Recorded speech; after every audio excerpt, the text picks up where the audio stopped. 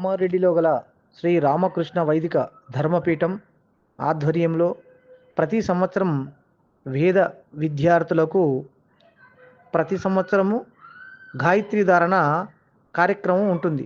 ఆ కార్యక్రమం ప్రతి సంవత్సరంలాగా ఈసారి కామారెడ్డిలో గల శ్రీ రామకృష్ణ వైదిక ధర్మపీఠం పోతులూరి వీర బ్రహ్మేంద్ర స్వామి ఆలయంలో ఘనంగా యజ్ఞోపవీత ధారణ కార్యక్రమం జరిపించారు.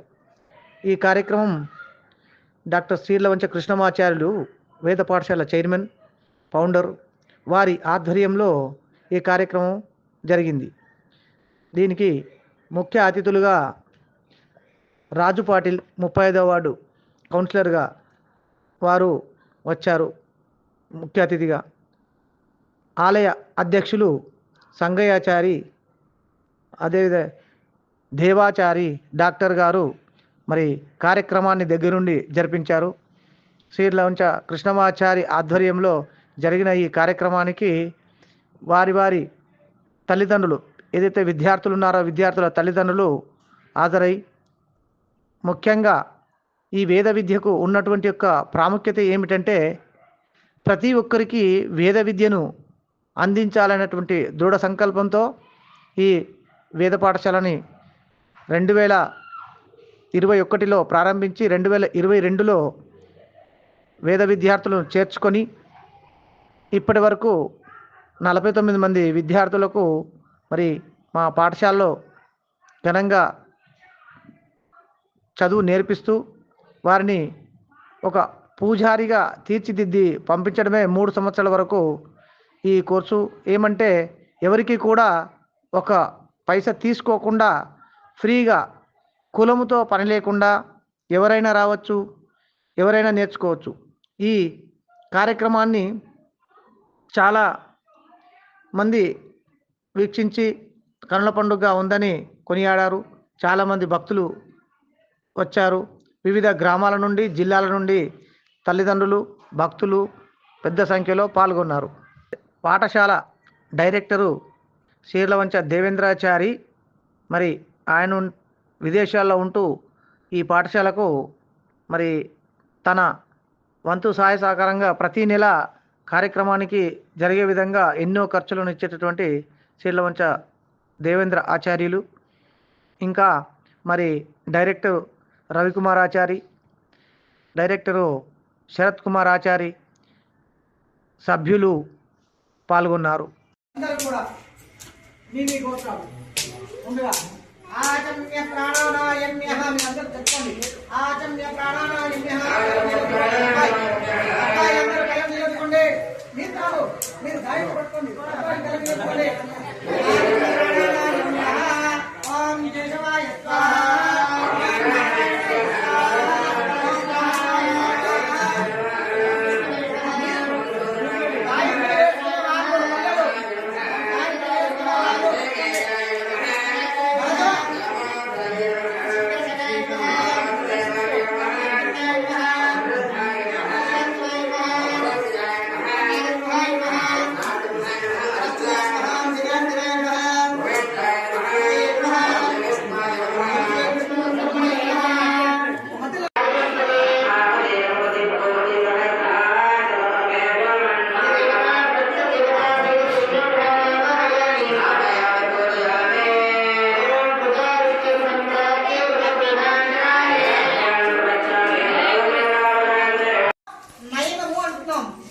అయ్యా, ఉపనయనం అనగా దాని అర్థం ఏమిటి అని అంటే, ఉప అంటే దగ్గరగా ఉండడం, రెండవదిగా ఉండడం. నయనము అనగా 2 అర్థాలు. ప్రతిదానికి విలువనిచ్చే పని చేసేది. రెండవది నయనం అనగా కళ్ళు. మనకు భగవంతుడు ఇచ్చినప్పుడు సృష్టిలో తల్లిదండ్రులు మనల్ని భూమి మీద తీసుకొచ్చినప్పుడు మొట్టమొదలు సృష్టించేది భగవంతుడు. సృష్టి కార్యాన్ని చేసుకొచ్చి మనం భూమి మీద తీసుకొచ్చే తల్లిదండ్రులు అయితే మరి అప్పుడు కళ్ళు తెరుచుకున్న మనము నేటితో సంపూర్ణంగా ఈ గాయత్రి ధారణ అనగా ఉపనయనాన్ని, రెండవ నేత్రాన్ని, మరొక నేత్రాన్ని, ఇంతవరకు మనకు ఉన్న 2 నేత్రాలే కానీ వాటిని ఒకటి చూసి ఒకటి చూడకుండా ఉంటాం. కారణం ఏంటంటే ఒక 2 దీపాలు ఇలా పెడితే ఆ 2 దీపాలని సరిగ్గా మనము 2 కళ్ళతో చూడలేము.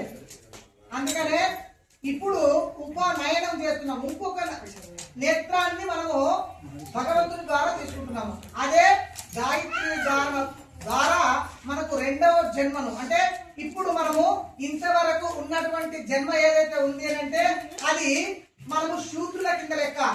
మరి ఉపనయనం అనగా గాయత్రి ధారణ తర్వాత బ్రాహ్మణుడు అవుతున్నాడు ఇక్కడ. కనుక ప్రతి ఒక్కరు కూడా పుట్టుకతో శూద్రుడే.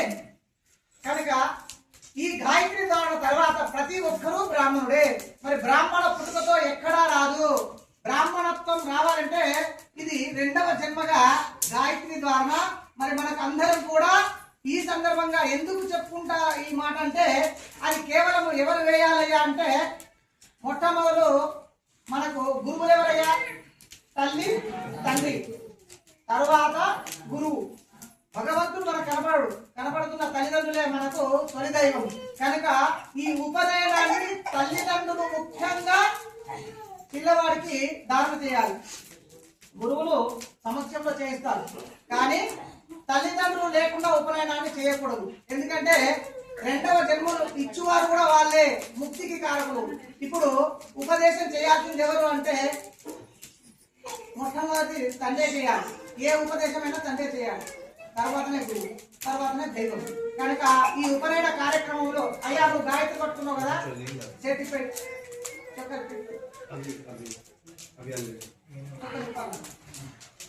ఎవరైనా గాయత్రి మంత్రము తెలియకుంటే ఇక్కడ ఉన్న మన పురోహితులందరూ కూడా పక్కన ఇద్దరు ఉన్నారు, వాళ్ళందరూ గాయత్రి మంత్రం చెప్తారు.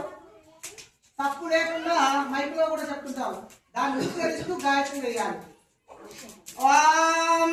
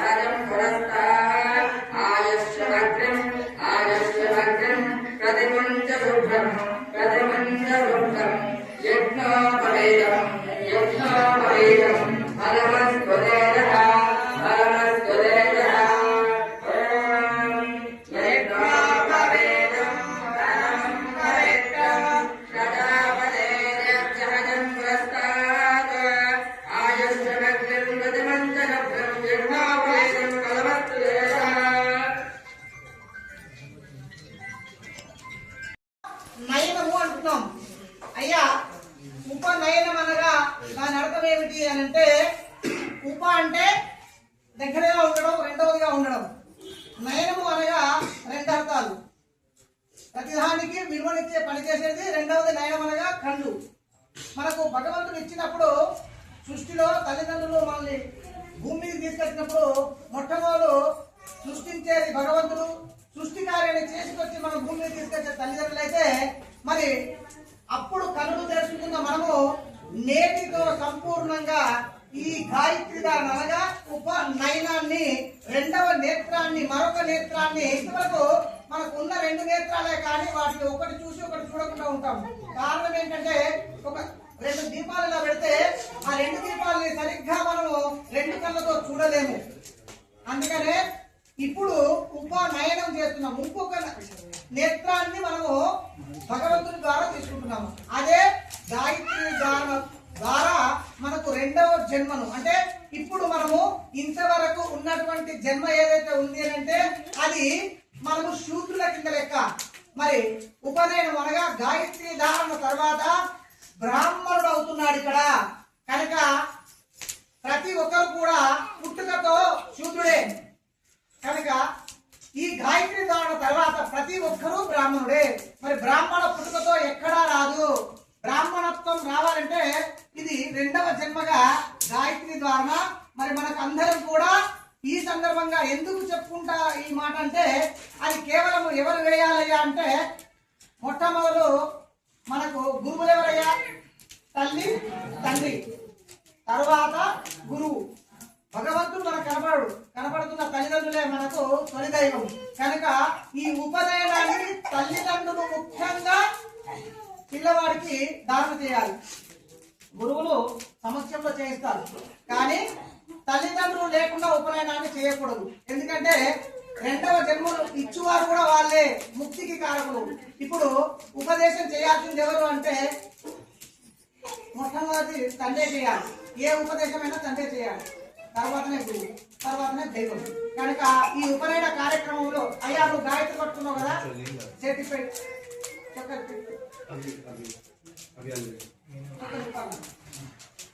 ఎవరైనా గాయత్రి మంత్రము తెలియకుంటే ఇక్కడ ఉన్న మన పురోహితులందరూ కూడా పక్కన ఇద్దరు ఉన్నారు, వాళ్ళందరూ గాయత్రి మంత్రం చెప్తారు. తప్పు లేకుండా మైక్లో కూడా చెప్తుంటారు. దాన్ని విస్తరిస్తూ గాయత్రి వేయాలి.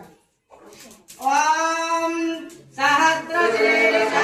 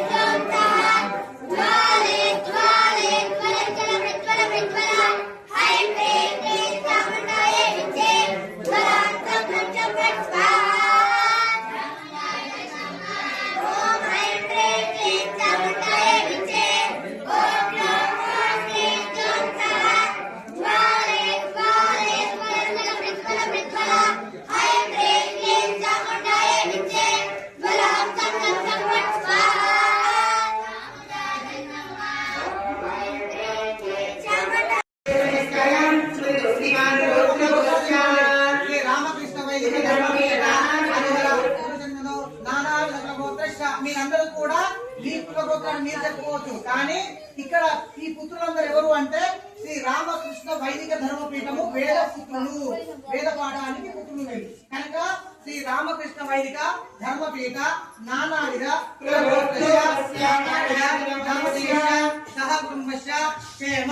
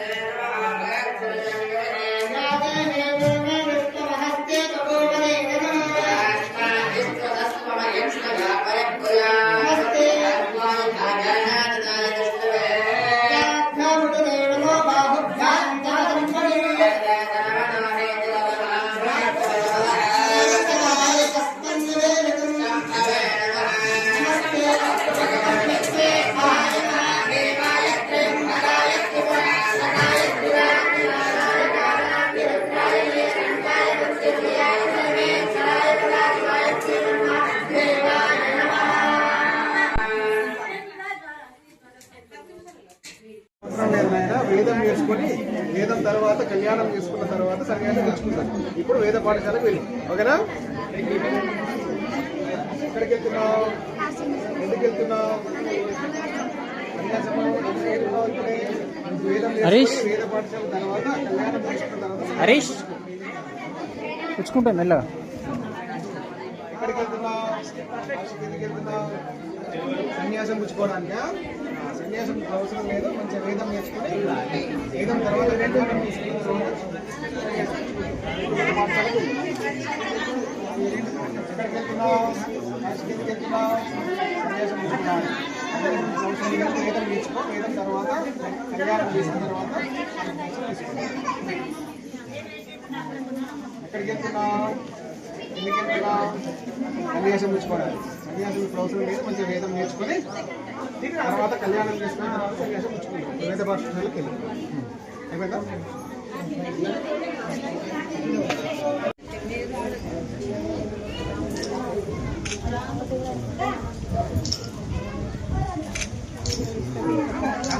ఈరోజు శ్రీ రామకృష్ణ వైద్య వేద విద్యార్థులందరికీ కూడా అనంత జ్ఞానాన్ని అందించడానికి గాయత్రి మాత యొక్క సంపూర్ణమైన ఆశీస్సులు వైకున్నటువంటి ఈ వేద పుత్రులందరూ కూడా మరి ఎన్నో జన్మల పర్యంతం వారికి ఉన్నటువంటి యొక్క ఈ వేద జ్ఞానము ఏ జన్మలో మనం చేసుకున్నటువంటి ఒక కర్మను వదిలిపెడితే మరో జన్మలో ఆ కర్మను పూర్తి చేసే భాగ్యం ఉంటుంది. 10వ తరగతి తర్వాత మనం తప్పుకుంటే 11వ తరగతి చదివేదానికి ఏ విధంగా అయితే సమయం ఉంటుందో పోయిన జన్మలో వీళ్ళకు ఉన్నటువంటి యొక్క గత స్మృతుల ఆధారంగానే వీరు వేద విద్యను అభ్యసిస్తారు తప్ప ఇతరులకు సాధ్యం కాదు. ఎంతో చిన్న వయసులో 8 సంవత్సరాలు 9 సంవత్సరాల పిల్లలు మరి కఠోరంగా ఉంటూ నేర్చుకోవడానికి ఆ మనసు ఉంటుంది అని అంటే వాళ్ళను కన్నా తల్లిదండ్రులు కూడా బాధ్యులే.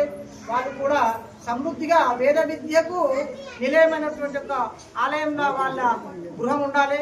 కనుక ఇక నుండి మీ ఇళ్లలో వేద విద్యార్థులు వేదాభ్యాసకులు వచ్చినప్పుడు మీ ఇంట్లో మీరు ఏ విధంగా ఉండాలి, మరి ఇంకా దానికి అంకిత భావంతో ఉండాలనేటువంటి ఒక కృతనిశ్చయంతో అందరూ ఉండి మరి మీ పిల్లల భవిష్యత్తు కోసం మీరు ఇంకా జాగృతంగా ఉండి హిందూ ధర్మాన్ని నిలబెడుతున్న తండ్రులతో కూడా మరొకసారి ధన్యవాదాలు తెలియజేస్తూ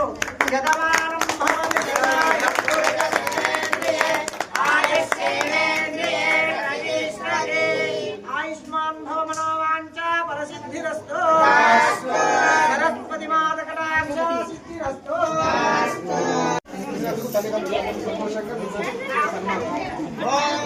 రాజాదిరాజాయ ప్రసహ్య సాగినే నమో వయం వై శ్రవణాయ కుర్మహే సమే కామాన్ కామకామాయ మఖ్యం